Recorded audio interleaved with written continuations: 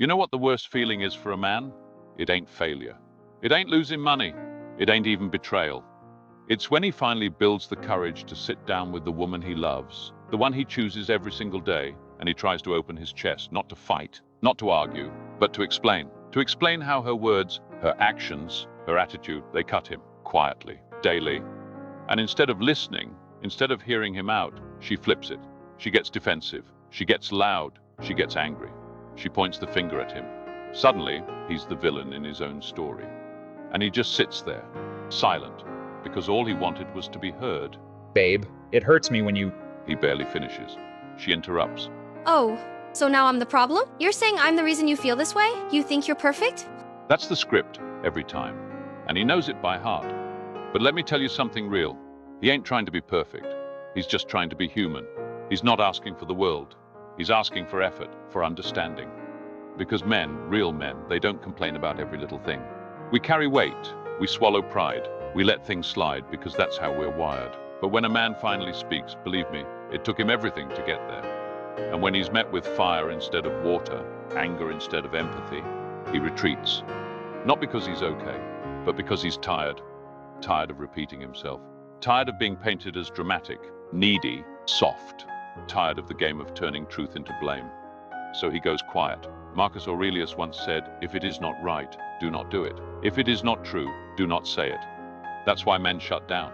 Because if speaking his truth is just going to turn into a fight, then silence feels safer. If opening his heart is just going to be twisted, then locking it feels stronger.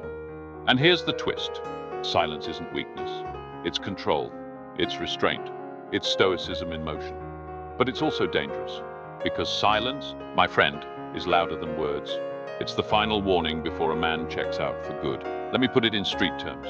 A man's silence, that's like the engine light on your car. It doesn't scream. It doesn't beg. It just glows, quiet, telling you something's wrong. Ignore it long enough, and boom, the whole ride breaks down. Same with him. He won't shout. He won't beg. He'll just stop. Stop explaining. Stop trying. Stop caring. And once a man stops caring, that's game over. No do-overs, no resets. Done means done. You see, a lot of women mistake silence for peace. They think, oh, he's not bringing it up anymore, so we're fine. Nah, he's not bringing it up because he realized it doesn't matter. His words bounce off. His feelings get minimized. So he internalizes. He bottles. He shrinks into himself. But inside, that silence is building into distance. That distance into detachment. That detachment into disconnection. And by the time she notices he's gone, he's been gone for months. Why don't you talk to me anymore? Because every time I tried, I stopped being heard. And when a man ain't heard, he ain't home no more. Understand this. Men don't break loud. They break in silence. A woman will cry, scream, vent. A man, he'll just go dark. He'll work more, train harder, stay out longer. And you'll think he's just busy. But really, he's building an exit. He's conditioning himself to live without you. Because when he's done for good. Love ain't about ego. It's about empathy. But too many people choose pride over peace. Too many choose being right over being understanding. Too many hear just to reply instead of hearing to understand. And here's the truth, the cold Stoic truth. You can't control how someone reacts. You can only control your response. So when a man chooses silence, it ain't just surrender. It's survival. On the streets we say, talk less, feel more, move quiet, move strong. That's the essence of manhood. Not running your mouth, not proving your pain, just holding it down. But here's the paradox. Even the strongest man, he craves softness. Not weakness, softness. Love, understanding, a safe place to fall. Not lectures, not ego battles. Not being turned into the villain for simply feeling. You ever heard a house right before it collapses? It's not noisy. It's still, silent. And then, crack, gone. That's a man in silence. The stillness before he walks away. Before he burns bridges he never intends to rebuild. Seneca said, sometimes even to live is an act of courage. And for men, sometimes even to speak is an act of courage. But if that courage is met with ridicule, with blame, then silence becomes the armor, and distance becomes the escape. Because men are taught since boyhood, don't cry, don't whine, don't be weak. So when they finally try to speak, that's a rebellion against everything they were told.